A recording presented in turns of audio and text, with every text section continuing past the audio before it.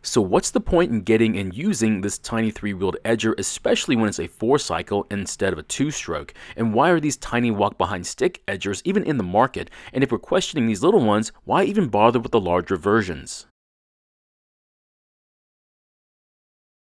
In today's video, we look at this Troy-Bilt edger, and the problem is that it's really tough to start. Now, more than likely, it's due to poor storage or it's a maintenance issue. Now, I've already fixed this edger, and if you want to see that video, there should be a link to it at the top of the screen or at the end of the video. And I'm just going to use the video as a background while I talk about why someone would want to fix and use something that looks like a kid's toy. Now, you don't need a ride-on edger fitted with a 12-horse Briggs IC engine to do any sort of major edging around your yard, but the idea of a rider that's meant for just edging sounds really cool. The problem with these little edgers, even with a small 4-stroke engine on it, is that they aren't immune to problems that other 2-strokes have with starting and running. So don't think just because it runs on straight gasoline, you're not going to have issues with it.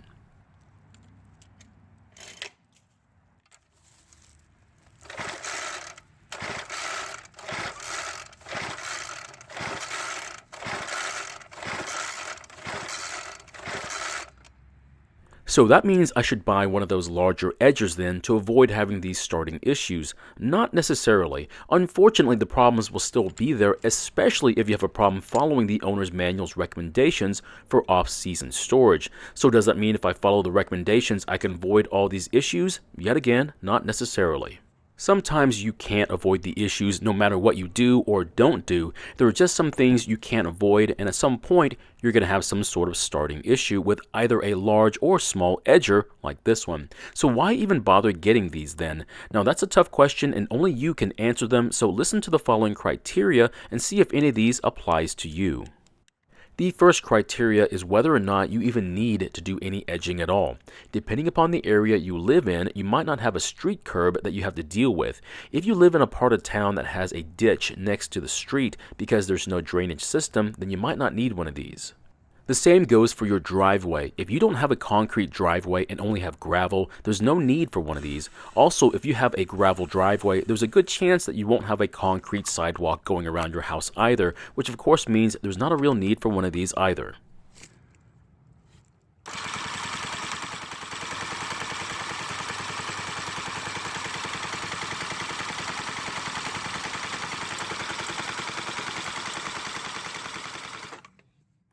The next criteria is if you have an area in your yard that you don't want to have any grass in. We're of course talking about flower beds or even garden areas. The edger will do a great job of creating a barrier between the two areas by cutting into the roots, which should help keep the grass from making it too far into those areas. Of course, it would be best to put up some sort of steel or plastic edging after you created a border, but if you don't, edging will definitely help out. The last criteria is space. If you need to use an edger and you have the space to store one, then either size will work. Now it's obvious that this one is definitely smaller than the larger units, and that also applies when you have to transport them as well. If you do yard work as a side job or as a full-time job, unless you have a massive trailer to carry all your equipment, you might find that space is going to be a limiting factor to having one, and if you can't store and carry it, it's probably best to have a stick edger attachment for your trimmer instead of a walk-behind unit, even as small as this one.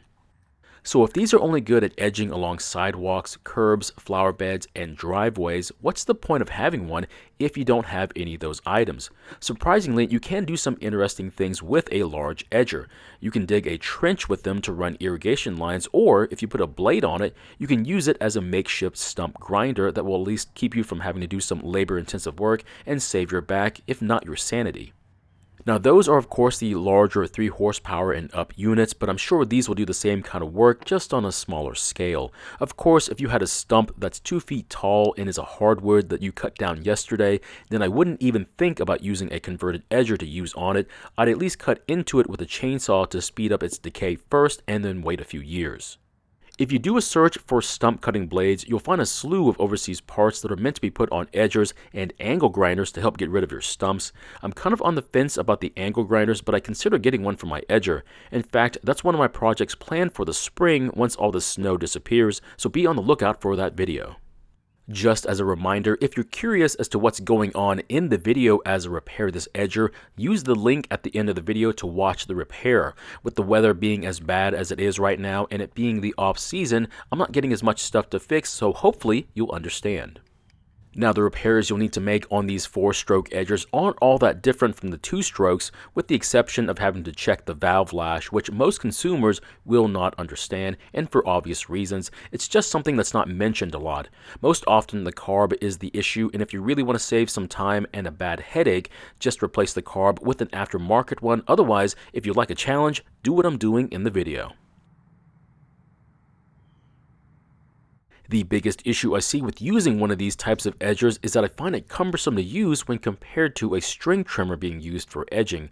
Of course, since this is a much smaller unit when compared to the larger ones, it's still a bit strange to use if you're not used to it. So let's say I do get used to using it, would I try and convince someone else to get one of these? And the answer is, it's a bit complicated. If you care to edge your lawn, it would make sense, but if you're still young and fit, then using a string trimmer with an edger attachment is a great way to go. But if you're past that stage and still care to edge, then using a walk-behind edger is just right for you. If I have to ask myself all these questions about my edging needs and what kind of curbs and driveways I have at my home, it just sounds like this is a very particular kind of machine that only a handful of consumers need. And that is the correct answer. This machine is not meant for everyone. Only a select few, and even then, those that do buy one end up storing them away for years or giving them away. I mean, that's how I got all of my edgers. That's the biggest reason you see only 1 or 2 of these on display at your local hardware store, while you see all sorts of mowers and trimmers all over the place. These are simply not in high demand. Now, I don't want to discourage you from getting one of these. I think everyone should try one once in their life just to say, "Oh yeah, I can see why I don't need one of these. That and I feel really awkward while using it." So here's my opinion. If you think you have enough curb and driveway, get one and use it. And if it doesn't make your job a little bit easier, then gift it to someone you know or sell it either on the marketplace or at a garage sale. At least you can say that you tried one and it wasn't for you. And if you don't want to go through the hassle of posting it for sale or organizing a garage sale, put a free sign on it, leave it by the mailbox, and you won't ever see it again.